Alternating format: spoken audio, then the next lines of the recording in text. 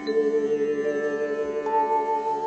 Yoga. Shiv Yoga is a science beyond science. You are the creator of your own destiny.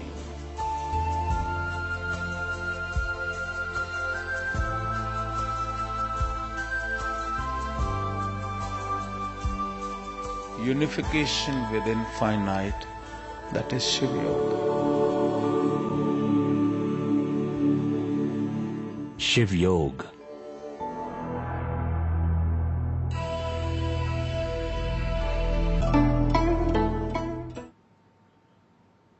एक चीज ये बताओ,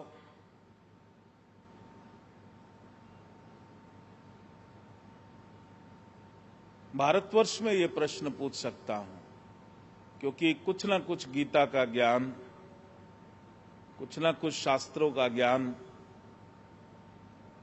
और संतों की भूमि रही है। संतों के साथ सत्संग सभी ने किया होगा। तो ये प्रश्न मैं पूछ सकता हूं, तुम शरीर हो कि आत्मा हो? बताओ। आवाज नहीं आ रही। शरीर तो अलग अलग हो सकता है।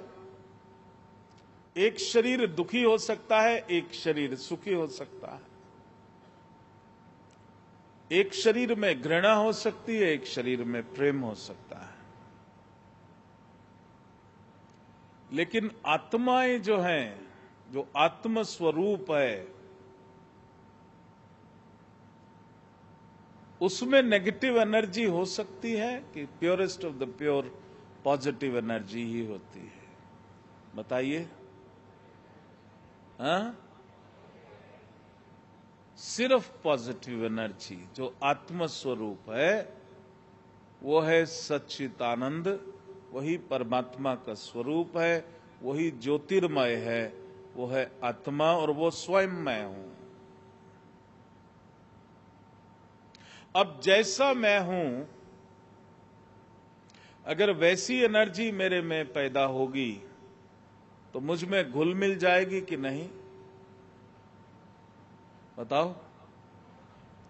दूध में दूध डाला तो वो एक सार हो जाएगा कि नहीं? और दूध में तेजाब डाला तो क्या होगा? गड़बड़ हो जाएगी कि नहीं हो जाएगी?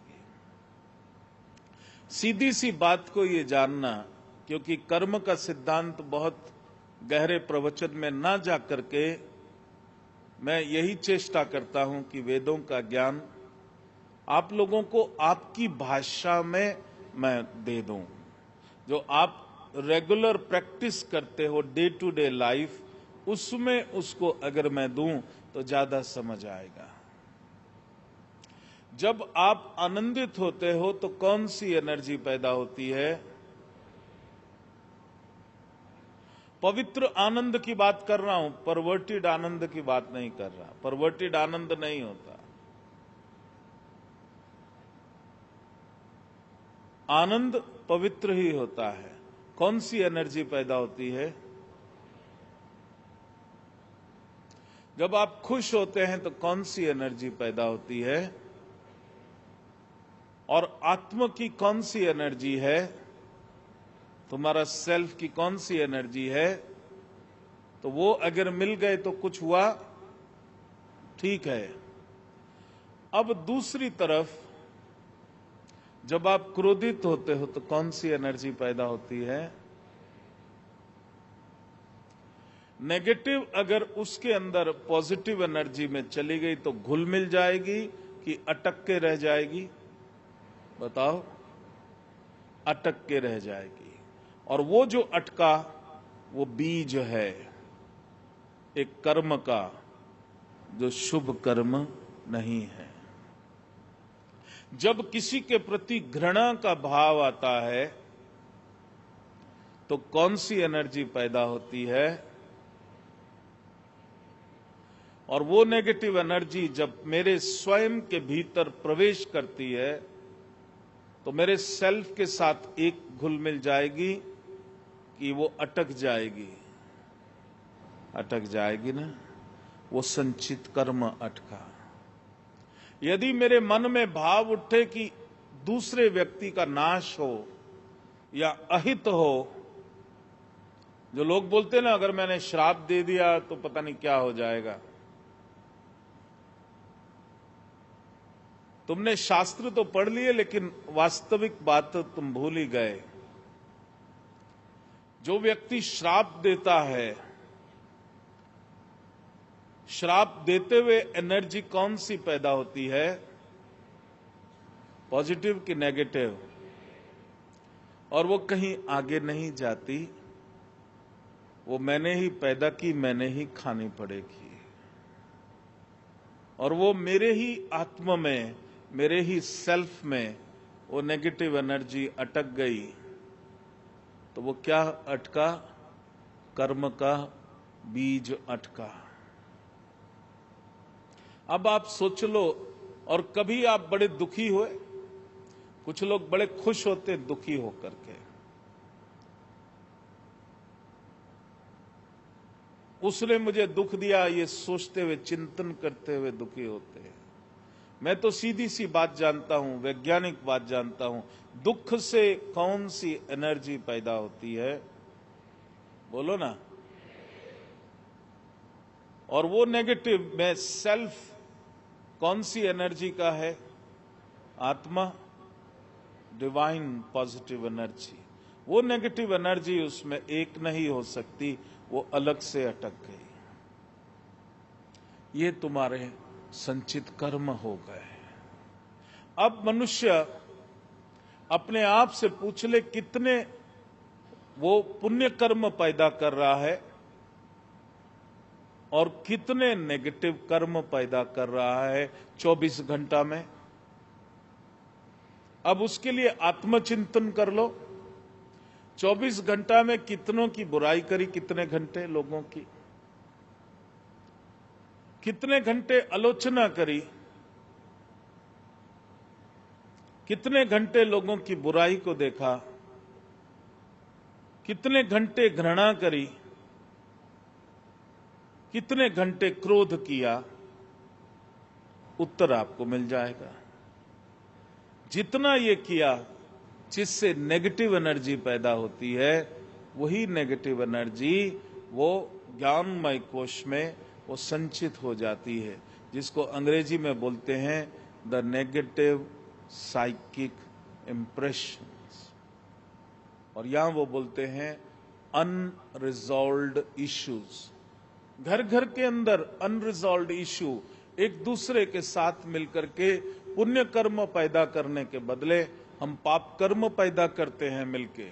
मन मुटाव जो है, इसकी बात मुझे बुरी लगी, इसको मैं नहीं देखूंगा, इसको मैं नहीं देखूंगा, इससे मैं नहीं कोऑपरेट करूंगा, ये तो बस वो सब क्या कर रहे हैं हम?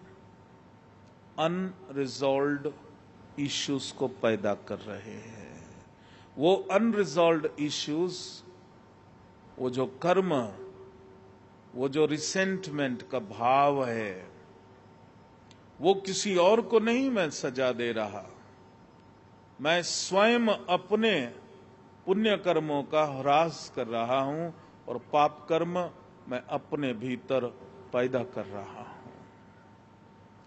और वो जब ज्ञानमय कोश में वो नेगेटिव साइकिक इंप्रेशंस इकट्ठे हो जाते हैं, उपनिषदों में तो यहां तक कहा है कि जैसे एक पर्वत श्रृंखला फैली हो, कई 100 योजन क्षेत्र में, उतने ही प्रत्येक मनुष्य अपने कर्म की पर्वत श्रृंखला को लिए लिए एक जन्म से दूसरे जन्म में आगे चलता है। अब इन कर्मों से मुक्ति के दो उपाय हैं, क्योंकि जो नेगेटिव चला गया है उसको निकालना भी है, उस कूड़े को बाहर करना भी है, रिलीज करना भी है। उसको हम कहते हैं संचित कर्म। जब कभी भी कुछ ऐसा भाव आया जो अनकंडीशनल लव का विपरीत है, जो सच्चित आनंद के विपरीत है, जो शांति के विपरीत है, जो अशांति को पैदा कर रहा है, वो एक कर्म को पैदा करता है और वही कर्म हमारे भीतर संचित कर्म बन के अटक जाते हैं। वही कर्म हमारी बुद्धि को पकड़ते हैं, वही संचित कर्म हमारी सोच को पकड़ते हैं, वही कर्म हमारी दृष्टि के ऊपर एक पट्टी बांध देते हैं। फिर हमें वो सत्य सत्य नहीं दिखाई देता। जो ये संचित कर्म हमें बुरा दिखाना चाहते हैं, उस सच को देख के भी हम बुराई को देख लेते हैं। उसके भीतर वो पट्टी बन जाती है। अब वो संचित कर्म से और जब सोच को उन्होंने पकड़ा, हमारी बुद्धि को पकड़ा, हमारे एक्शन को पकड़ा, हमारे कर्म को जब पकड़ा, तो मनुष्य और फिर कर्म करना शुरू कर देता है और संचित कर्म पैदा करना शुरू कर देता है। और वो संचित कर्म फिर से और शक्ति देते हैं उन संचित कर्मों को जो मैंने पैदा किए। और जब उनको पूरी नरिशमेंट मिल जाती है, पूरा पोषण हो जाता है, तो वही संचित कर्म, वही सोए हुए कर्म जागृत कर्म का रूप धारण करते हैं। वो जग जाते हैं और जगने के साथ ही वो दैत्य, वो राक्षस, वो असुर, मेरा कर्म जो पाप कर्म है वो असुर है, जो पुण्य कर्म है वो देवता है। जो तुमने शास्त्रों में जो देव असुर संग्राम की सारी कथाएं पढ़ी हैं, महर्षियों ने वास्तव में वो आपको इसलिए बताया कि आपके भीतर ही पूरा ब्रह्मांड है। ब्रह्मांड बाहर नहीं है, ब्रह्मांड भीतर है। और जो भीतर है वो बाहर दिख जाए इसलिए बाहर भी है। और वो जो देवता असुर संग्राम है वो बाहर कहीं नहीं होता, वो मेरे भीतर होता है, वो मेरे भीतर होता है। वो जो त्रिपुरासुर है वो अगर प्रकट हो जाए, वो जो 3 असुर हैं, तो एक पृथ्वी के ऊपर, एक आकाश में और एक ऊपर स्वर्गलोक से, वो सब स्थानों पर वो अपनी राजधानी ऐसी बना लेते हैं जहां कोई भी देवता उनके उस राजधानी का भेदन ना कर सके। जानते हैं वो क्या है? वो मेरे भीतर पृथ्वी, वो जो मूलाधार के अंदर जो ब्रह्मा ग्रंथि है, उस पे त्रिपुर असुर का कंट्रोल हो जाए। मेरे अनाहत में जो विष्णु ग्रंथि है, उस पर त्रिपुर असुर का साम्राज्य हो जाए। मेरी विशुद्धि चक्र में जो रुद्र ग्रंथि है, उसके ऊपर भी त्रिपुर असुर का साम्राज्य हो जाए। तो जो आसुरी शक्तियां हैं वो मेरे संचित कर्म पैदा मैंने ही किए। अब जब वो जागृत होती है तो प्रारब्ध भोग बन के वो इस शरीर में वापस भोग शरीर में आती है। ज्ञानमय कोश से मनोमय कोश, मनोमय कोश से प्राणमय कोश, और उसके बाद वो अन्नमय कोश। और एकदम जो है कष्ट, रोग, व्याधियां, कोर्ट कचहरी, झगड़ा, फसाद किया तो मैंने ही है। अब वो प्रारब्ध भोग जब बन के आ गया तो भोगना मुझे पड़ रहा है। उस समय मैं हाहाकार करता हूं। प्रारब्ध भोग से वो मुक्ति मिल रही है एक एक कर्म की, लेकिन बहुत ही पेनफुल प्रोसेस है। शिव योग में कहा है कि कष्ट भोगने के लिए थोड़ी तुम पैदा हुए हो। उन कर्मों से मुक्ति पाने का जो दूसरा मार्ग है वो है साधना का मार्ग। वो साधना का मार्ग इतनी परमात्मा की शक्ति, इतनी दिव्यता अपने भीतर पैदा करो, अपने भीतर उस शिव को, महिषासुर मर्दनी को जागृत करो, गणपति को जागृत करो, भगवान कार्तिकेय को जागृत करो। जो ये असुर, जो पाप रूपी मेरे संचित कर्म जो मेरे जीवन में कष्ट का कारण बन के, प्रारब्ध भोग बन करके आए, अब शरणागति हो जाओ। अब उनसे प्रार्थना करो, साधना करके उन देवों को जागृत करो और वो असुरों का संहार करे। मेरे कष्ट रूपी कर्म जो है उनका जब वो संहार करते हैं तो मुझे मुक्ति मिलती है, और उस समय मेरे भीतर वही देवीय शक्तियों का साम्राज्य हो जाता है, बाहर नहीं है। ये सारी पौराणिक कथाएं जो है ये सब आप लोगों को बताने के लिए है। दुर्गा सप्तशती में किसी ने मेरे से कहा कि बोलते हैं ऊर्जा बहुत आती है सप्तशती का पाठ करते हैं, लेकिन उसमें है क्या? देवी की प्रार्थना करते हैं, देवी जागृत हो जाती है, फिर असुरों से लड़ाई होती है, मार देती है। तो इसमें क्या चीज आ गई और वो मंत्र में क्या? मैं बोला यही तो तुम्हें समझना है। वो तुम्हारे भीतर जो कर्म का युद्ध हो रहा है तुम्हारे आत्मशक्ति के साथ, ये उस अंतरात्मा में ये वाइब्रेशंस जाती है। जहां तुम्हारी आत्मशक्ति क्षीण हो गई और आसुरी शक्तियां हावी हो गई और जीवन को भयंकर से भयंकर कष्ट ने घेर लिया, रोगों ने घेर लिया, दरिद्रता जीवन में आ गई, घर के सभी प्रियजन छोड़ छोड़ के जा रहे, समाज में प्रतिष्ठा ही नहीं रही, आसुरी शक्तियों का प्रभाव जब हो जाता है तो वही जो ब्रह्मांड है वो तुम्हारे भीतर है।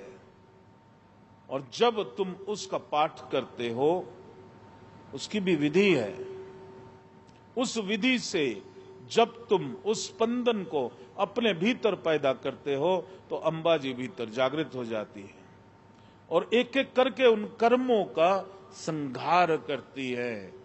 प्रत्येक मनुष्य ने ये जन्म जो लिया है इसलिए लिया है कि उन संचित कर्मों से मुक्ति पा सके, और जैसे ही वो कर्म से मुक्ति पाता है उसके जीवन में जो कष्ट उस कर्म के कारण है वो दूर हो जाते हैं और उसके जीवन में शांति, सुख और पूर्णता आनी शुरू हो जाती है। वही शिव योग की प्रतिप्रसव साधना।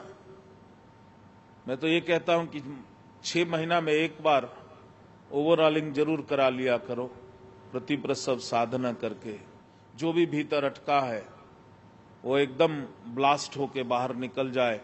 उसके बाद एकदम हल्का हो जाता है और आंख बंद करते ही गहरे ध्यान में मनुष्य जाने शुरू हो जाते हैं।